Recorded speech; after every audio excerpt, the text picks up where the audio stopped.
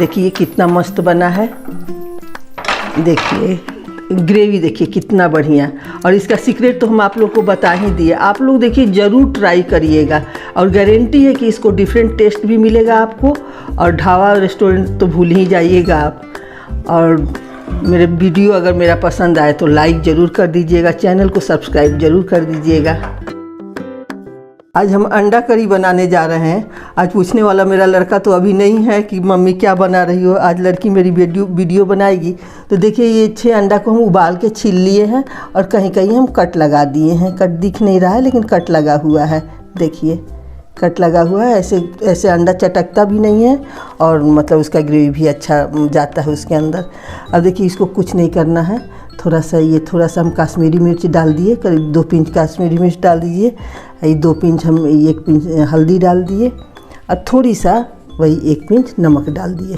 अब देखिए सबको आपस में ऐसे कर देना है। देखिए अब इस कढ़ाई में हम 2 चम्मच तेल, रिफाइंड तेल डाल लिए हैं। आप चाहे तो घी में बटर में बना सकते हैं। अब तेल भी गर्म हो गया है। अब देखिए इस अंडे को इसमें डाल देना है। अब बस इसको मतलब 1 से 1.5 मिनट तक ही भूनना है ताकि ये सब जो मसाला इसका लगा है उसका कच्चापन चला जाए और थोड़ी सा हल्का क्रिस्पी हो जाए ये अंडा। उसके बाद इसको निकाल लेना है। अब देखिए ये 1-1.5 मिनट तक भूनने के बाद ऐसा हो गया, हल्का क्रिस्पी हो गया। अब उसको हम उसी प्लेट में निकाल ले रहे हैं। अब देखिए उसी बचे हुए तेल में थोड़ी सा और हम तेल डाल लिए हैं। अब इसमें ये 2 प्याज हम रफली काट लिए हैं, इसको डालना है और इसको पिंक होने तक, हल्का पिंक होने तक भूनना है। देखिए प्याज हो गया है जितना चाहिए। अब ये अंडा हम बिल्कुल ढाबा रेस्टोरेंट में जैसे बनता है ना वैसा हम बना रहे हैं। आप लोग ज़रूर ट्राई करिएगा। देखिए 10-12 कली लहसुन है, एक साइड हम तेल कर दिए हैं, इसको डाल देना है। 3-4 ठो हरी मिर्ची है और 5 ठो काजू है। ये देखिए ऑप्शनल है, आप चाहे तो डालें और नहीं तो बिना डाले भी कम अच्छा नहीं बनता है। 1 इंच अदरक का टुकड़ा है। ऐसे काजू डाल देने से उसका ग्रेवी अच्छा थोड़ा रिच हो जाता है। इसका भी कच्चापन हम जाने तक थोड़ी सा भून लेंगे। अब लहसुन अदरक का भी कच्चापन चला गया है, काजू भी भून गया है। ये 4 टमाटर है मीडियम साइज, इसको हम काट लिए हैं। इसको भी हमको बिल्कुल सॉफ्ट होने तक भूनना है। ये टमाटर थोड़ी सॉफ्ट हो गया है। अब यहाँ कुछ मसाला डालना है, उसको भी हम डाल दें। इसमें मसाले ज़्यादा नहीं डालते हैं। देखिए 1 चम्मच से भी ये कम ये देगी मिर्च है। ये 2 चम्मच हम ये धनिया पाउडर डाल रहे हैं। ये कश्मीरी मिर्च हम थोड़ी सा डाल रहे हैं देखिए। और ये हल्दी आधी चम्मच।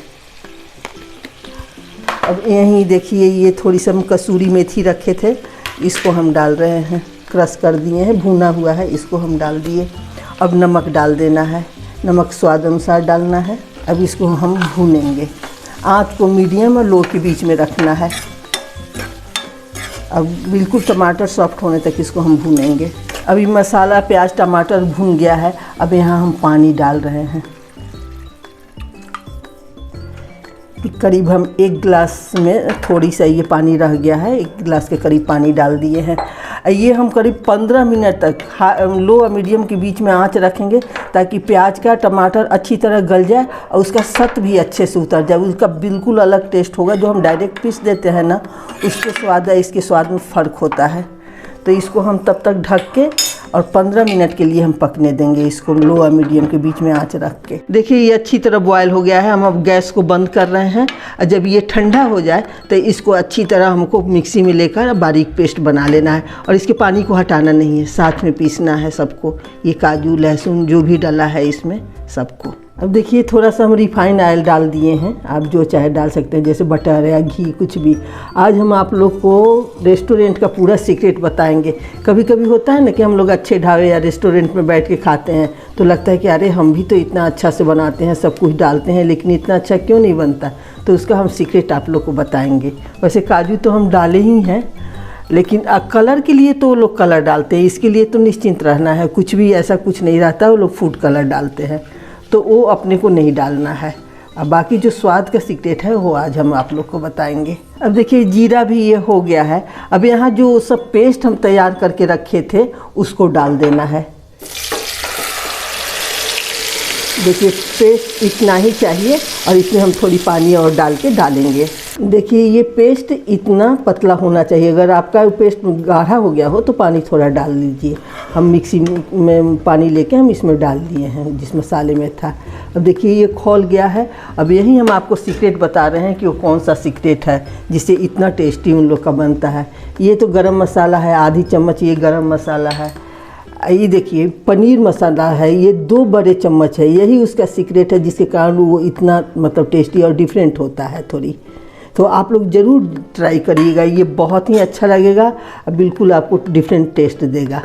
अब देखिए यहीं हमको ये जो अंडा रखा हुआ है उसको डाल देना है और इसको हमको धीमी आंच पर मतलब मीडियम और लो के बीच में रख के और हमको 5 मिनट तक पकने देना है ताकि ग्रेवी और उतर आए इसका। देखिए बहुत ही बेहतरीन बनेगा और बिना ट्राई किए कैसे पता चलेगा, आप लोग ज़रूर ट्राई करिएगा। अब हम दिखाते हैं बनने के बाद, ये बहुत ही अच्छा दिखेगा ये। अब देखिए ये अपना ढाबा और रेस्टोरेंट स्टाइल ये अंडा करी बन के तैयार है। देखिए कितना मस्त बना है। देखिए ग्रेवी देखिए कितना बढ़िया। और इसका सीक्रेट तो हम आप लोग को बता ही दिए। आप लोग देखिए ज़रूर ट्राई करिएगा और गारंटी है कि इसको डिफरेंट टेस्ट भी मिलेगा आपको। और ढाबा रेस्टोरेंट तो भूल ही जाइएगा आप। और मेरे वीडियो अगर मेरा पसंद आए तो लाइक ज़रूर कर दीजिएगा, चैनल को सब्सक्राइब ज़रूर कर दीजिएगा।